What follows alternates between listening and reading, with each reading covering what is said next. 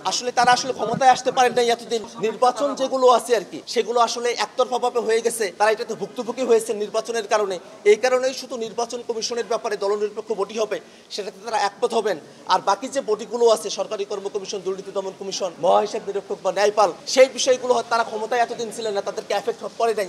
এই কারণে তারা আসলে এই বিষয়গুলোতে একমত হবেন না। বিষয়টিকে এইভাবে মানে আমাদের কাছে রিপ্রেজেন্টেড হচ্ছে। আমরা 50টা বছর ধরে দেখে এসেছি যে বাংলাদেশে সাংবিধানিক প্রতিষ্ঠানগুলোতে দলীয় নিয়োগের কারণেই আমাদের প্রতিষ্ঠানগুলোকে আমরা দাঁড় করাতে পারিনি। যদি নির্বাচন কমিশন, আপনারা জানেন অতীতে যে নির্বাচন কমিশন ছিল সেটা যদি দলনিরপেক্ষভাবে নিয়োগ করা সম্ভবপর হতো, তাহলে বাংলাদেশে 14, 18, 24-এর মতো এরকম একতরফা নির্বাচন, বিনা ভোটে নির্বাচন অনুষ্ঠান করা সম্ভবপর হতো না। তাহলে সেই নির্বাচন কমিশনার, সেই যারা আছেন, তারা কিন্তু এক দলের কাছে দায়বদ্ধ না থেকে গোটা জাতির কাছে তারা দায়বদ্ধ থাকতেন। সকল দলের কাছে তাদের দায়বদ্ধতা থাকতো। তারা কিন্তু এক দলের কথায় এক পাক্ষিক নির্বাচন তারা আয়োজন করতেন না। সেই জায়গাটা যদি বিএনপি বুঝে থাকে, বিএনপিটা খুব ভালো করেই বুঝেছে, কারণ বিএনপির ব্যাপারেই তো সব থেকে বেশি অত্যাচার নির্যাতনের জায়গাগুলো অতীতে ঘটেছে। বিশেষত নির্বাচনের ব্যাপারে তাদেরকে সাইডলাইন করে ফেলা হয়েছে, ক্ষমতা থেকে তাদেরকে দীর্ঘ সময় বাইরে রাখা হয়েছে। সেই সময়টাতে যদি বিএনপি এটা বুঝতে পারে যে নির্বাচন কমিশনটার নিয়োগের ব্যাপারে একটা দলনিরপেক্ষ বডি হওয়া প্রয়োজন, তাহলে বাকি বিষয়গুলো তারা কেন বুঝতে চাচ্ছেন না? এটাই আমাদের একটা প্রশ্নের বিষয়। নির্বাচন কমিশন তারা ক্ষমতায় আসতে পারেন নাই এতদিন।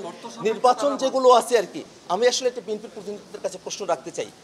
আমি মনে করি যে বিএনপি যেহেতু নির্বাচন কমিশনের ব্যাপারে, নিয়োগের ব্যাপারে, দলনিরপেক্ষ বডির ব্যাপারে তারা একমত হয়েছে, এটাকে আমরা সাধুবাদ জানাই। তারা তাদের দলীয় অবস্থান পরিবর্তন করে এটা তারা করেছেন।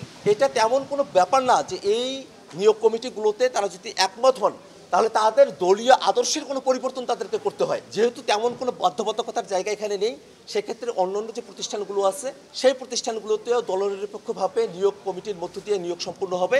এই বিষয়টাতে বিএনপির যারা নেতৃবৃন্দ আছেন তারা ইতিবাচক সিদ্ধান্ত গ্রহণ করবেন, এই আহ্বান আমরা তাদের কাছে রাখতে চাই। আমরা বিরোধের রাজনীতি করতে চাই না, আমরা সকলে পলিসি নির্ভর রাজনীতি করতে চাই।